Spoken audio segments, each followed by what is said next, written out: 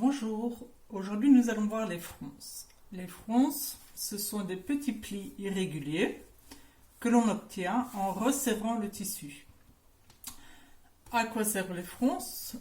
En fait, ils adaptent l'ampleur d'un vêtement autour d'une taille par exemple, ou bien au niveau des épaules, dans le bas des manches, pour des chemisiers ou des robes, et ils donnent un effet de style. Alors, pour faire des fronces, il y a évidemment plusieurs méthodes. La première, la plus facile peut-être, mais la plus longue, c'est de le faire à la main. Donc, j'ai besoin d'une aiguille, d'un fil que j'enfile double. Je fais un nœud au bout. Et ceci, c'est ma pièce à froncer. Donc pour faire une fronce à la main, c'est pas très compliqué. Donc je me mets à 1 cm là où il y a ma valeur couture. On peut évidemment tracer la ligne avant. Je pique en dessous ou au-dessus. Je tire mon fil pour que le nœud arrive au bout. Et puis je recommence à petits points. Des petits points pour avoir des petites fronces. En dessous, au-dessus. En dessous, au-dessus, je tire,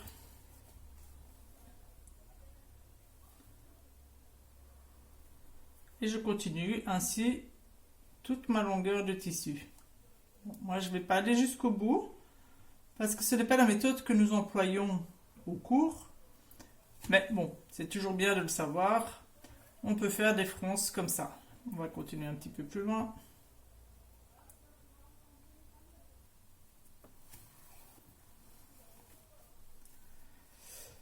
Voilà. Et quand je tire, j'obtiens mes fronces. Alors, la difficulté, c'est d'avoir des petits points réguliers. Et c'est une méthode assez lente.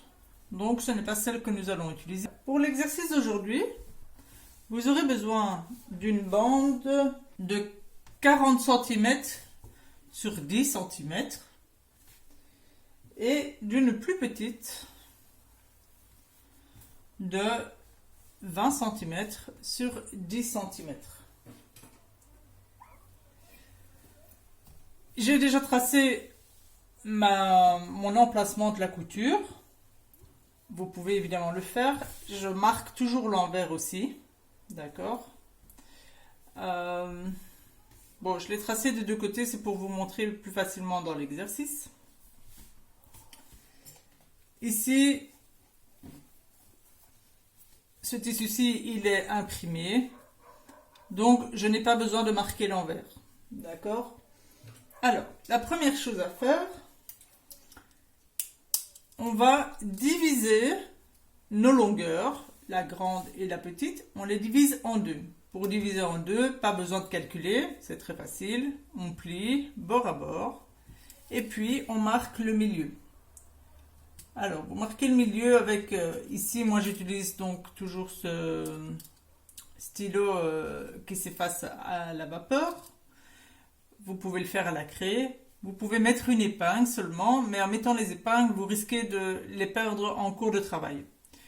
Donc j'ai divisé en deux.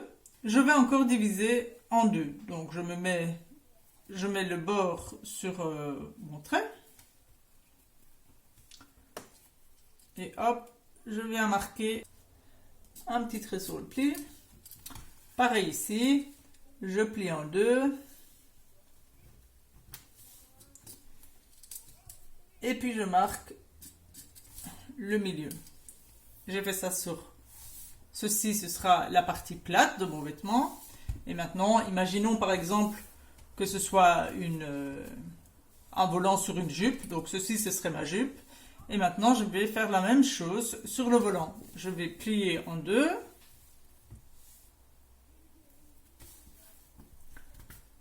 Je marque le pli.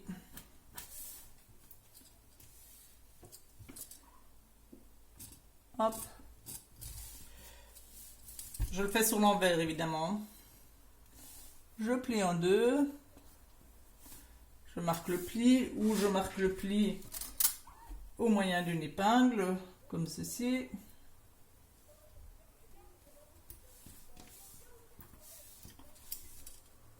Et puis je renote au bic.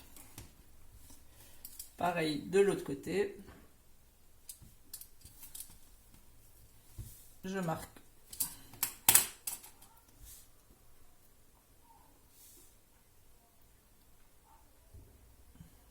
Je marque le pli avec l'épingle. Et puis je viens faire mon trait.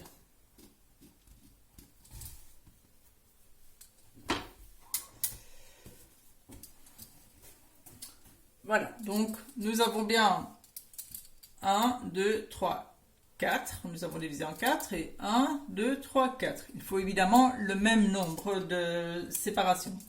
À quoi cela va servir? Donc ceci, ce sont des repères, ce sont des raccords en fait. C'est pour pouvoir répartir les fronces régulièrement. Deuxième étape, je vais passer mes fils de fronce. Alors, vous voyez que j'ai deux fils de fronce. Donc la ligne rouge, c'est l'emplacement de ma couture, ma valeur couture étant de 1 cm. Et puis je vais passer deux fils de fronce de part et d'autre de ma ligne de piqûre. Alors, pour faire mes fronces, dans cet exemple-ci, j'ai mis des fils de couleurs différentes en haut et en bas. Vous verrez mieux le fil de la canette par rapport au fil de l'aiguille. Les réglages de la machine pour les fronces, c'est d'abord de mettre le point au plus long. Bon, je n'ai pas la même machine que vous, évidemment, c'est une électronique. Moi, elle se règle par un petit bouton. Je le mets au maximum. Ici, j'ai 5. Vous avez peut-être une molette, comme celle de l'école, une molette qui se tourne. C'est égal. Vous mettez votre point au maximum, le plus grand point, le plus long possible. Et un deuxième réglage à faire. Ici au-dessus, j'ai ma tension. À peu près sur toutes les machines, elle se trouve plus ou moins à côté du tendeur de fil, puisque ça règle les disques de tension du fil. Je vais desserrer ma tension un peu. Donc moi, elle était sur 4, je la mets sur 2,5. Je vais pencher un petit peu la machine. Voilà, donc normalement chez moi, elle est sur 4, entre 3 et 5. Je la mets sur 2,5. Je desserre la tension. Donc, les réglages, le point le plus long possible et la tension déréglée. Évidemment, pas de zigzag. Hein. J'ai donc des longs fils. Je ne peux pas couper à ras. Ou sinon, quand je vais tirer pour régler mes fronces, ben, je n'aurai rien à tirer, j'aurai rien à agripper.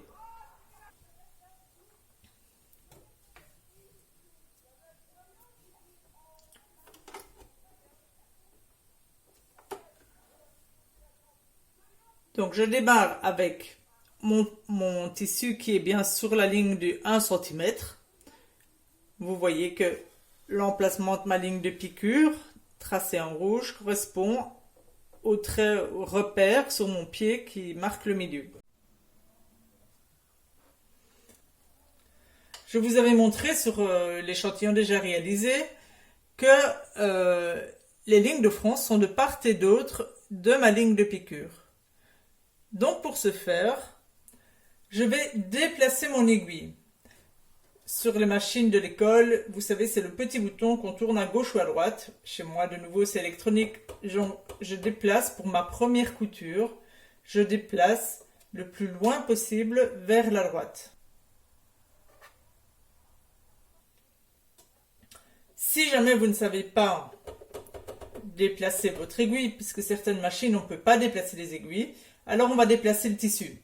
Et donc, au lieu de se mettre à 1 cm, on se déplace et on va le placer, hop, au bord du pied. Mon point est allongé, ma tension est déréglée, mon aiguille est déplacée vers la droite, je peux piquer ma première ligne de fronce. Je tiens mes fils pour ne pas qu'ils aillent s'emmêler dans la canette en dessous. Et je me lance.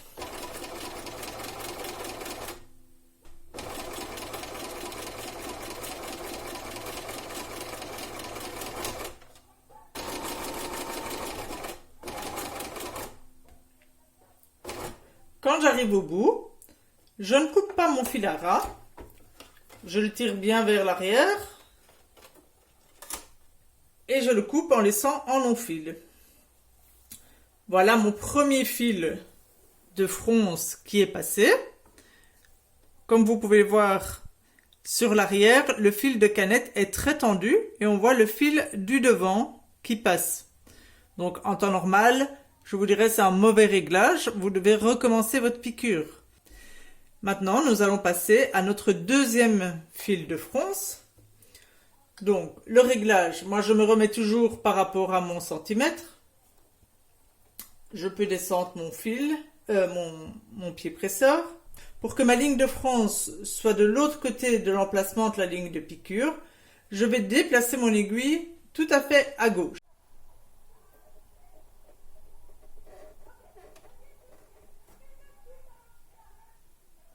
Pour celles qui ne peuvent pas déplacer leur aiguille, elles vont placer le pied presseur contre la ligne de France réalisée à l'instant.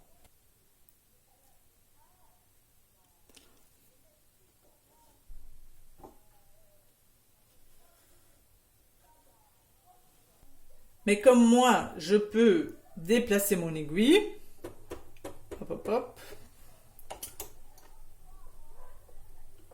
je laisse bien mon tissu contre les 1 cm. Je tiens mon fil au départ, mon aiguille est à l'extrême gauche et je peux piquer.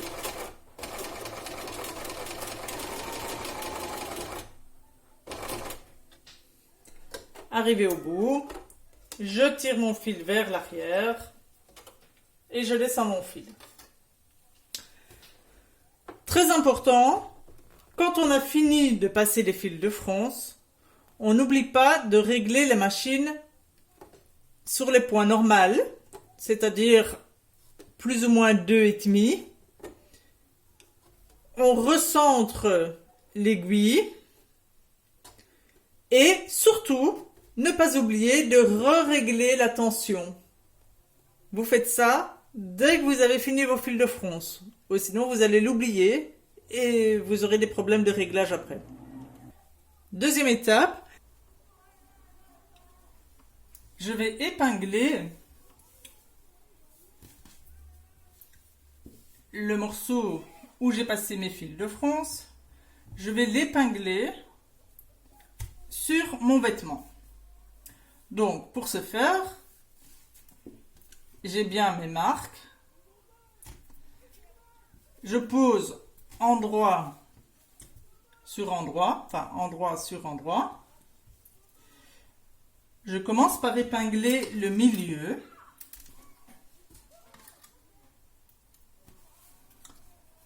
Donc je regarde si ma marque est bien en face de l'autre marque. Hop, non. Hop, je suis bien dessus. Quand j'ai épinglé le milieu, je fais les extrémités.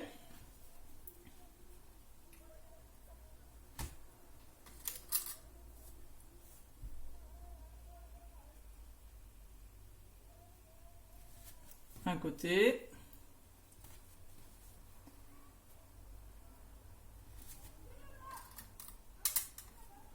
L'autre côté.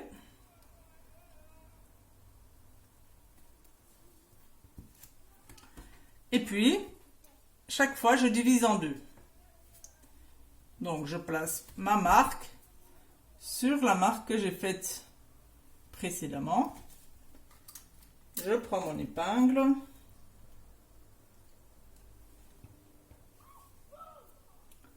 Et je viens épingler.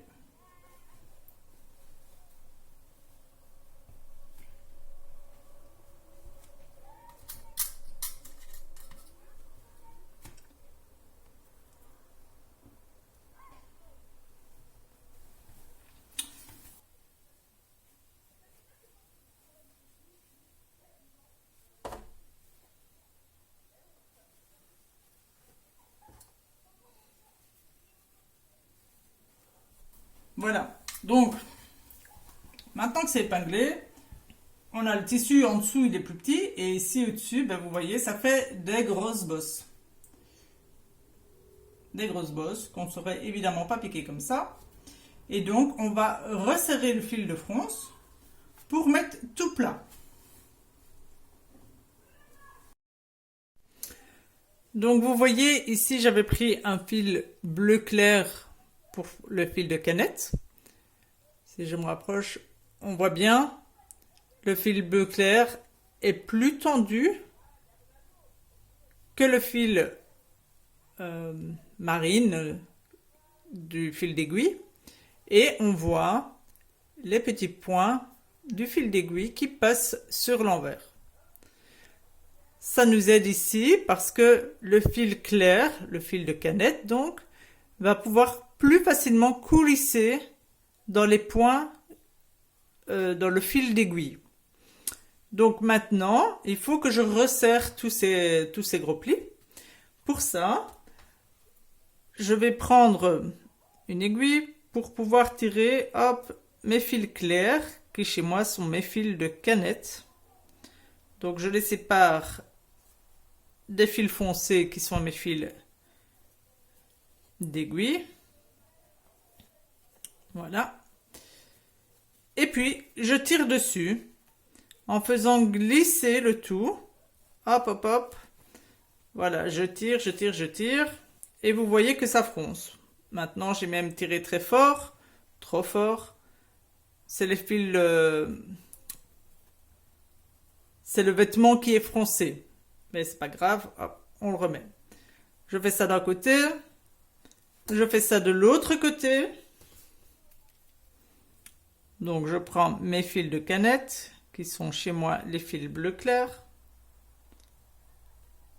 Alors, quand vous n'avez pas l'habitude, vous pouvez, comme moi, mettre des fils différents dans la canette et dans l'aiguille pour passer vos fils de fronce.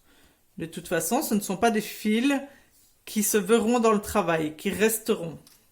Donc, j'ai mes deux fils clairs. Je les tire bien tous les deux en même temps.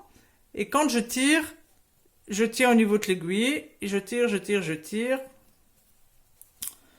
Je tire bien fort. Pour l'instant, mon vêtement du coup est devenu trop grand, mais c'est pas très grave. Je vais les attacher. Pour attacher, je reprends mes 4 fils et je vais les accrocher autour de mon épingle en faisant des 8.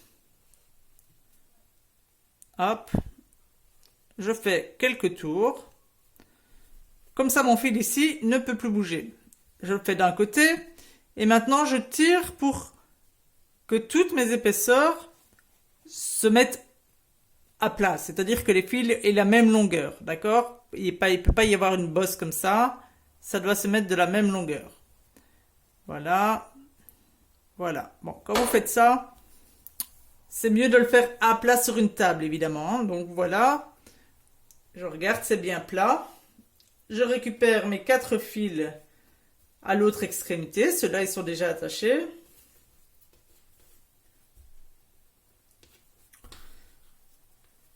Et je viens les enrouler en faisant des 8 autour de mon épingle.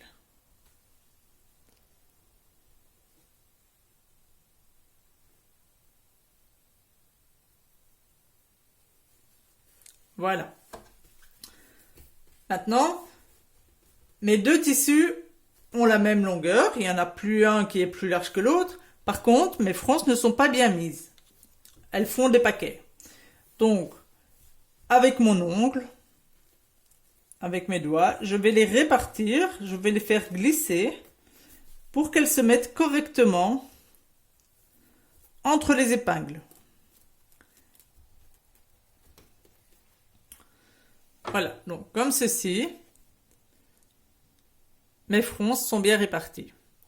Maintenant, eh bien, il faut que je pique sur ma ligne de piqûre, de couture, donc qui est ici tracée en rouge et qui sera entre les deux lignes de fronce.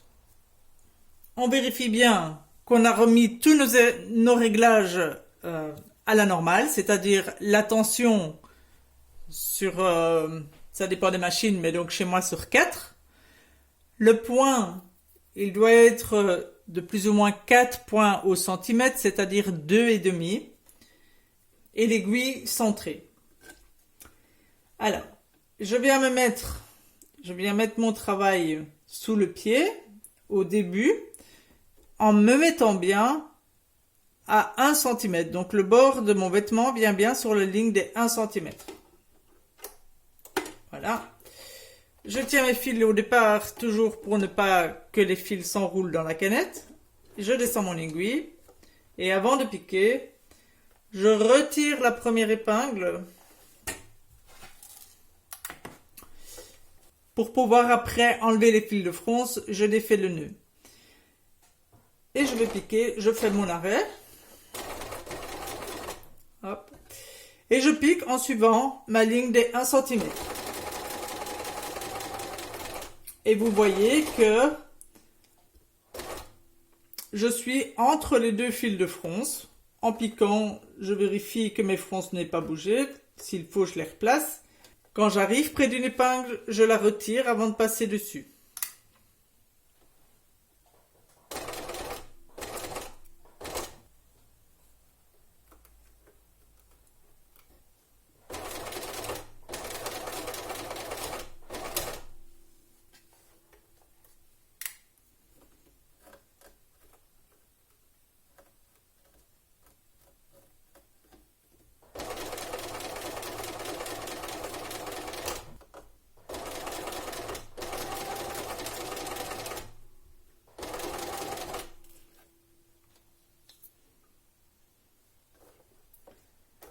Arrivé au bout, je retire mon épingle. Et hop. Et je fais mon arrêt.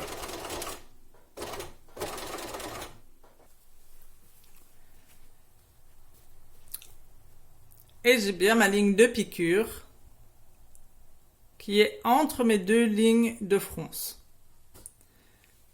Je vérifie que mes fronces soient bien piquées et que le tissu n'ait pas été pris, que je n'ai pas piqué sur, pas fait de faux plis. Maintenant, je peux surjeter mon côté. Vous n'avez pas de surjeteuse, donc vous pouvez faire un point zigzag. Si je retourne, on voit le fil de fronce, ce qui n'est évidemment pas bon. Donc, je retire le fil qui est dans le volant. Voilà. Je retire le fil. Je le retire sur l'endroit.